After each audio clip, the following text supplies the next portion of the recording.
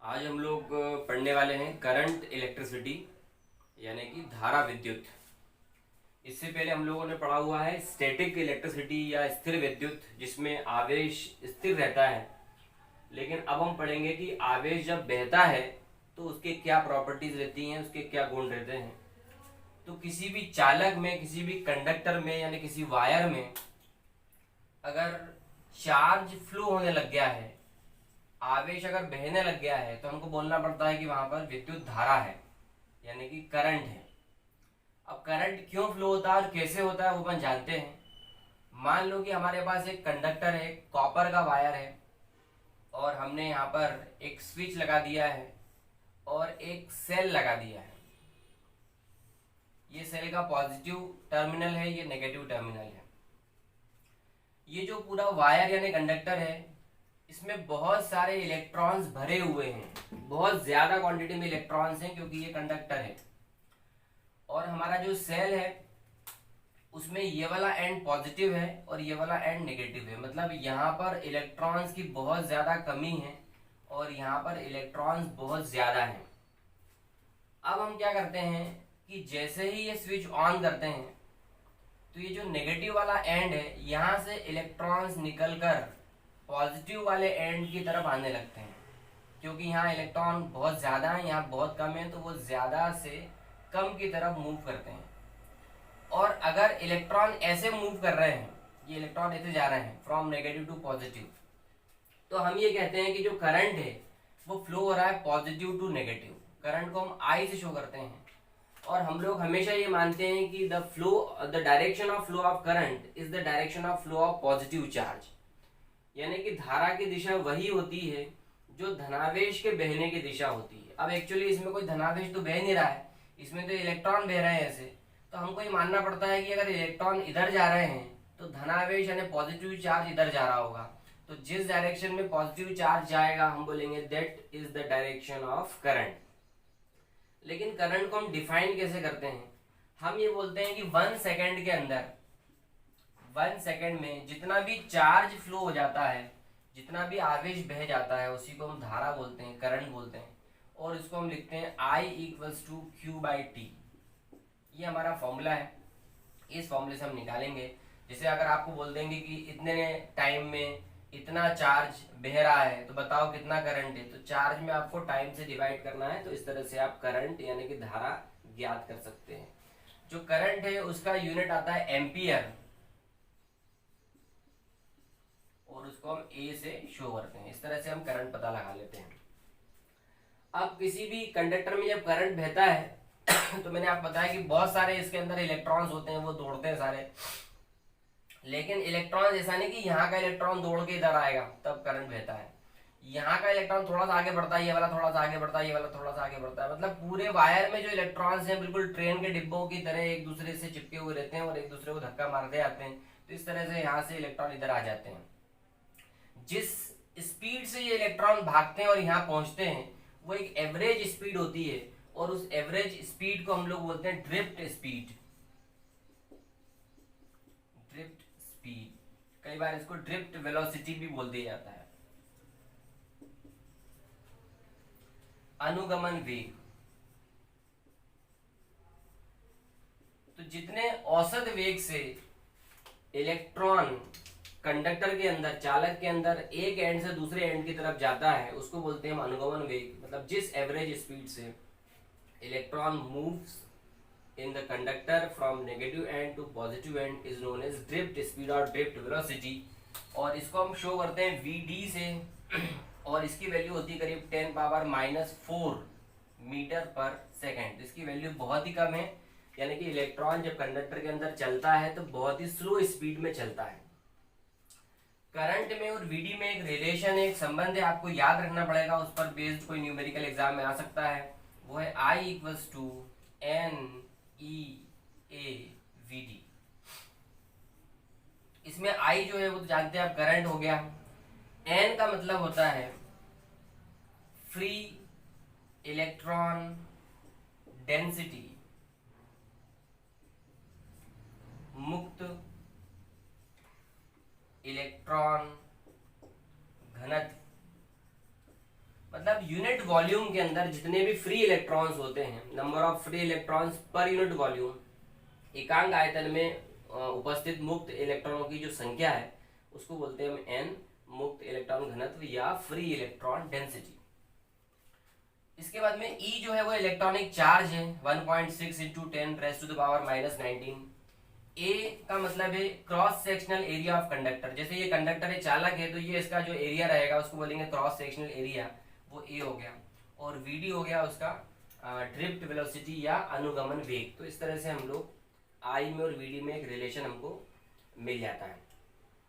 अब हम देखते हैं कि किसी भी कंडक्टर में जब करंट बहता है तो उस करंट के रास्ते में कोई रुकावट आती है और उस रुकावट को हम लोग बोलते हैं रेजिस्टेंस।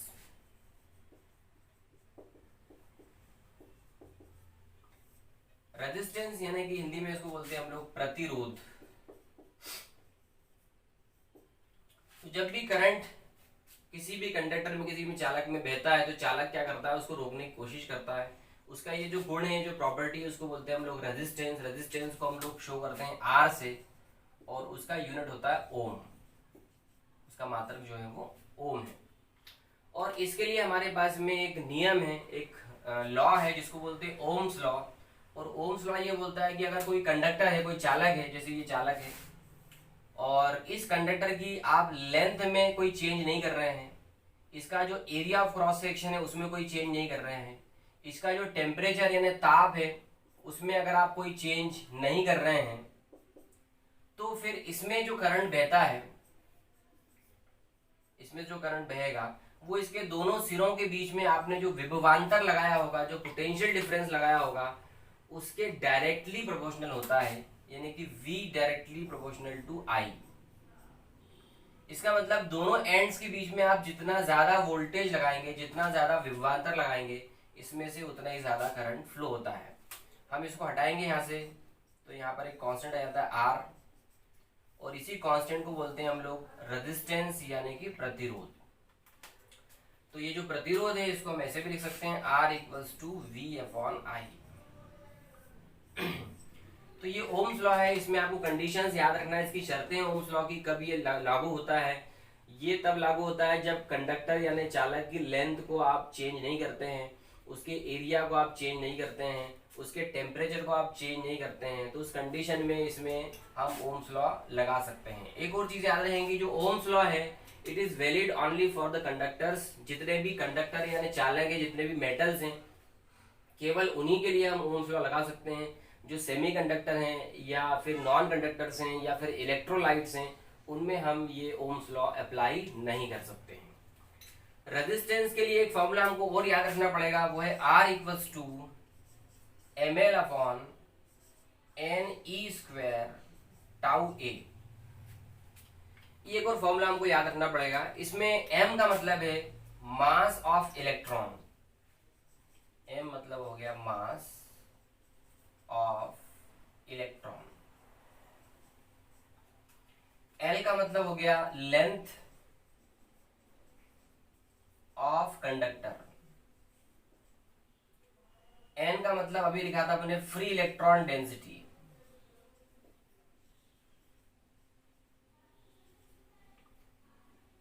A जो है उसको बोलते हैं हम एरिया ऑफ क्रॉस सेक्शन, और जो टाउ है, टाउ में है टाउ को बोलते हैं हम लोग relaxation time.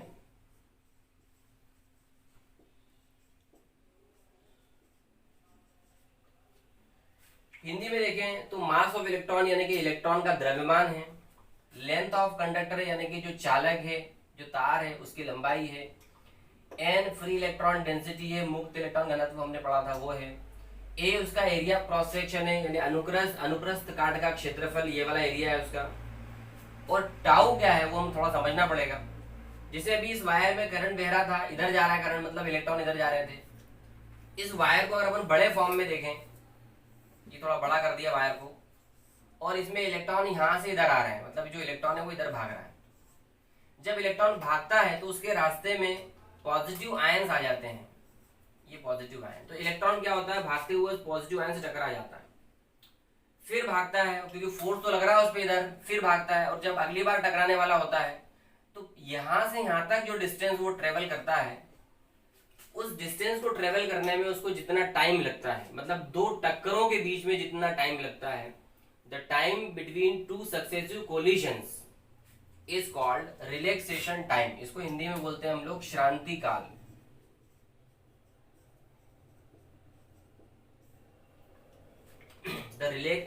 The average time taken by electron between two successive collision inside the conductor is called relaxation time and denoted by tau। यानी दो टक्करों के बीच लगने वाले समय को हम बोलते हैं श्रांति काल, वो यहाँ हमने लिखा हुआ है। अब आप इस फॉर्मूले को याद रखें, इससे बहुत सारी चीजें हमको समझ में आती हैं। एक चीज हमको समझ में आती है कि जो प्रतिरोध यानी रेजिस्टेंस है वो L के डायरेक्टली प्रोपोर्शनल है, यानी L के अनुक्रमानुपाती है। L मतलब इसकी लेंथ, यानी जितना ज्यादा वायर की लंबाई होगी उसका रेजिस्टेंस यानी प्रतिरोध उतना ही ज्यादा होगा। दूसरा है resistance also depends on area of cross section, अगर ज्यादा है तो उसका रेजिस्टेंस कम होगा।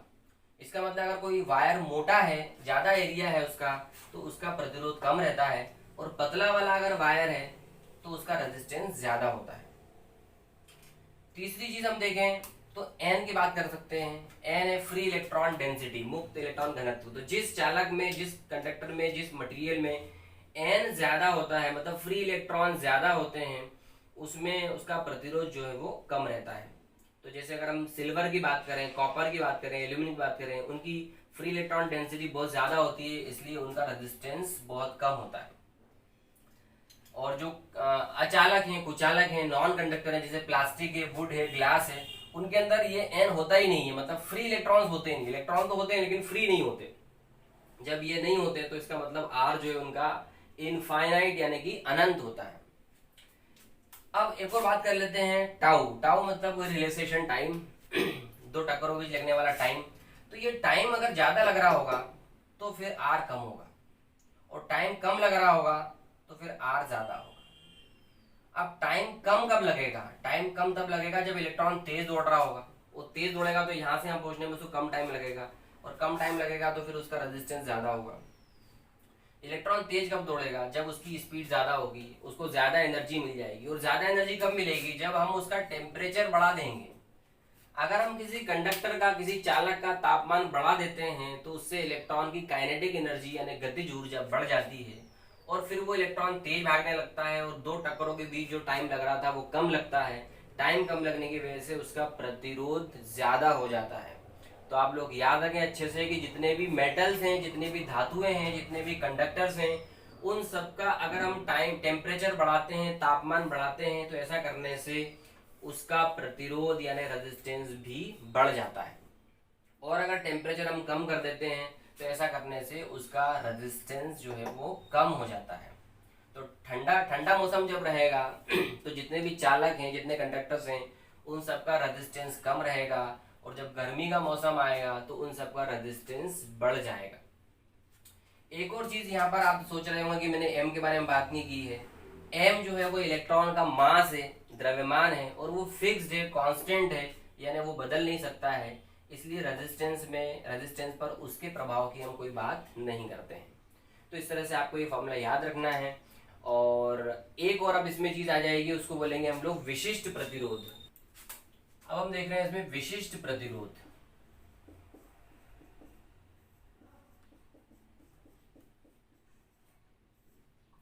इसको हम प्रतिरोधकता भी बोलते हैं।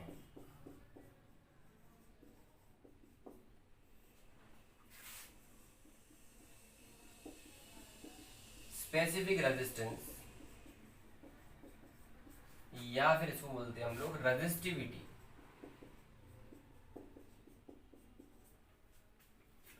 तो ये क्या चीज है? अगर हमारे पास कोई ऐसा कंडक्टर, ऐसा कोई चालक है जिसकी लेंथ है 1 मीटर, और उसका एरिया क्रॉस सेक्शन, मान लो कि ऐसा कंडक्टर है, ये जो एरिया क्रॉस सेक्शन है ये इसका है 1 मीटर स्क्वायर, मतलब लंबाई उसकी 1 मीटर है, उसका जो area cross section 1 metre square है। तो ऐसा जो कंडक्टर है उसका जितना भी प्रतिरोध रहता है, जितना भी रेजिस्टेंस रहता है, उसी को ही बोल देते हैं हम लोग उसका स्पेसिफिक रेजिस्टेंस यानी कि विशिष्ट प्रतिरोध, और उसको हम शो करते हैं रो से।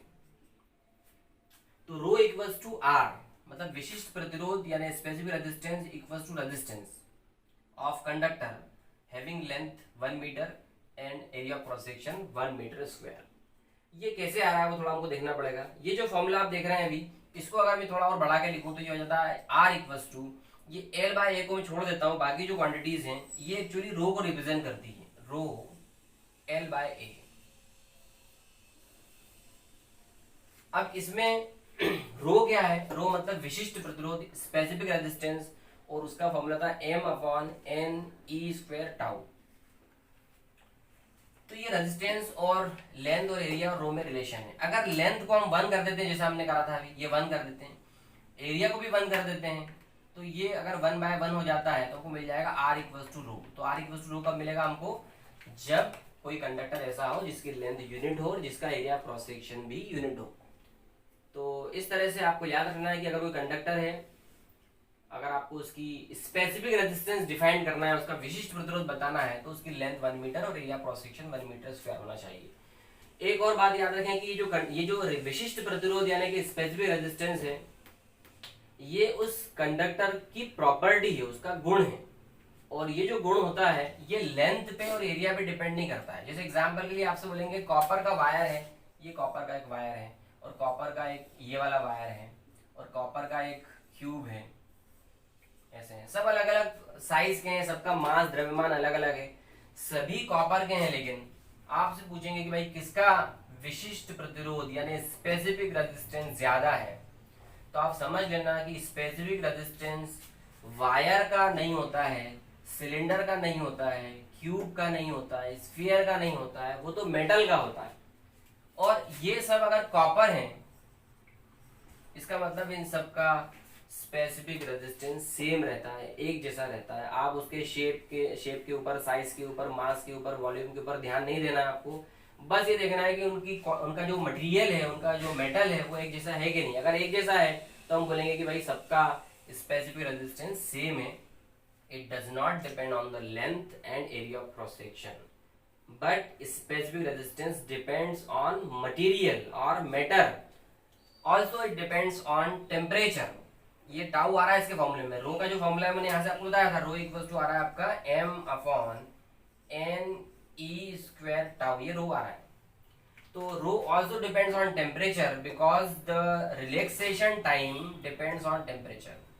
On increasing temperature we know that the relaxation time decreases and the rho increases। तो अगर आप टेम्परेचर बढ़ाएंगे तो रो बढ़ेगा, टेम्परेचर कम करेंगे तो रो कम होगा। तो ये रो का एग्जाम में इसके बारे में कई बार ऑब्जेक्टिव आया हुआ है कि अगर हम रो की बात करें, विशिष्ट प्रतिरोध की बात करें, तो it depends on the following factors. तो इसके नाम लिखे रहते हैं, लेंथ है, एरिया है, टेम्परेचर है, नन ऑफ दीज है, तो आप टेम्परेचर लिख देना। अगर टेम्परेचर नहीं लिखा है तो मटेरियल लिखा होगा तो मटेरियल पे टिक कर देंगे। तो इस तरह से आपको ये याद रखना है। इसका यूनिट देख लेते हैं, मात्रक क्या है। रो का हमको यूनिट निकालना है, तो रो का यूनिट अब निकालना छोड़ा, आप तो याद रख लो कि रो का जो यूनिट रहता है वो है ओम इनटू मीटर। रेजिस्टेंस का होता है ओम और स्पेसिफिक रेजिस्टेंस का रहता है ओम इनटू मीटर। इस तरह से हम याद रखेंगे। अब टेम्परेचर पे हमने बात की थी कि टेम्परेचर पे किस तरह से डिपेंड करता है, उसी चीज को अब हम थोड़ा फॉर्मूले के फॉर्म में भी देखेंगे, क्योंकि उस पर भी एग्जाम में क्वेश्चन आता है। एक फॉर्मूला आप याद रखेंगे, R equals to R naught 1 plus alpha T. तो ये जो फॉर्मूला है इसमें आर नॉट का मतलब है रेजिस्टेंस एट 0 डिग्री सेल्सियस। मतलब कोई भी कंडक्टर चालक है 0 डिग्री सेल्सियस पर, उसका जो रेजिस्टेंस है, उसका जो प्रतिरोध है, उसको हम R0 बोल रहे हैं। अल्फा एक कांस्टेंट है, इसको बोलते हैं हम टेम्परेचर कोएफिशिएंट ऑफ रेजिस्टेंस। तो टेम्परेचर कोएफिशिएंट ऑफ रेजिस्टेंस जो है वो अल्फा है, इसको हिंदी में बोलते हैं हम लोग प्रतिरोध ताप गुणांक।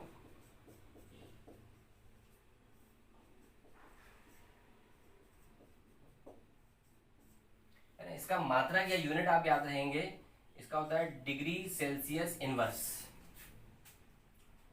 इसके बाद टी है, टी का मतलब है टेम्परेचर, ये ताप हो गया। और आर का मतलब है वर्तमान प्रतिरोध, या इसको फाइनल रेजिस्टेंस भी कह सकते हैं, क्योंकि ये इनिशियल रेजिस्टेंस हो गया, प्रारंभिक हो गया, और ये अभी वाला है। ये फॉर्मूला आपको याद रखना है। इस फॉर्मूले में आप देख सकते हैं कि आर यानी किसी भी कंडक्टर का जो अभी वाला प्रतिरोध है वो डिपेंड करता है टी पर और अल्फा पर।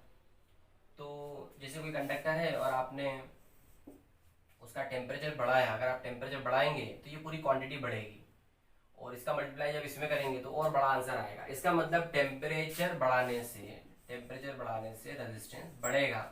कैसे बढ़ेगा, कितना बढ़ेगा, वो आप इस फॉर्मूले से पता लगा सकते हैं। टेम्परेचर कम करेंगे तो ये क्वांटिटी कम होगी, यानी कि रेजिस्टेंस कम होने लग जाएगा।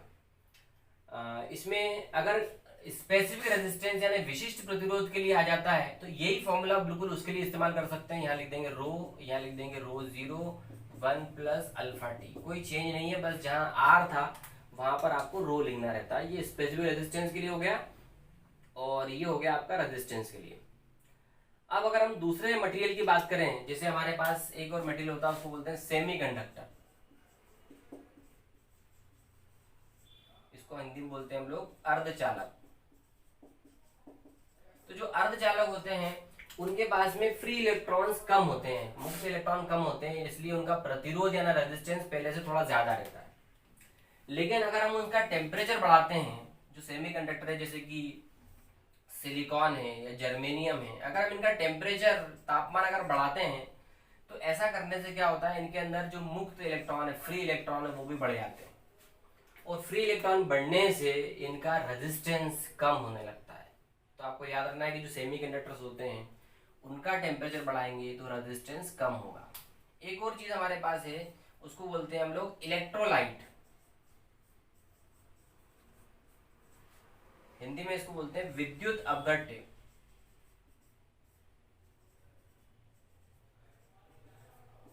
तो जो इलेक्ट्रोलाइट है उसमें भी यही चीज है। जैसे इलेक्ट्रोलाइट का एग्जांपल हमने लिया कि एक पानी में हमने H2SO4 घोल के रखा हुआ है, तो उसमें जब घोल लेते हैं तो उसमें हाइड्रोजन के पॉजिटिव आयन रहते हैं और सल्फेट के नेगेटिव आयन्स होते हैं। बहुत सारे आयन इसके अंदर घूमते रहते हैं, मतलब इसके अंदर जो करंट बहता है वो आयन्स की वजह से बहता है। अगर आयन जल्दी जल्दी चलेंगे तो करंट ज्यादा बहता है और रेजिस्टेंस कम रहता है, और अगर आयन धीरे धीरे चलेंगे तो करंट कम रहेगा और रेजिस्टेंस ज्यादा रहेगा। तो अगर हम इसका टेम्परेचर बढ़ा देते हैं, वैसे तो ये आयन जो रहते हैं बहुत बड़े रहते हैं तो बहुत स्लो चलते हैं, बहुत स्लो चलने का मतलब है इसका जो प्रतिरोध है वो बहुत ज्यादा रहता है। अगर हम टेम्परेचर बढ़ाते हैं, तापमान बढ़ाते हैं, तो आयन थोड़ा फास्ट चलने लगते हैं, और फास्ट चलेंगे तो इसका प्रतिरोध जो है फिर वो कम होने लगता है। तो याद रखेंगे टेम्परेचर बढ़ाने से जो इलेक्ट्रोलाइट होते हैं उनका रेजिस्टेंस भी कम होता है। तो बेसिक जो चीज है वो आपको समझ में आ गई है कि जो मेटल होते हैं, हम तीनों की बात कर लेते हैं। मेटल यानी कि कंडक्टर, हिंदी में बोलेंगे इनको चालक। दूसरा है सेमीकंडक्टर,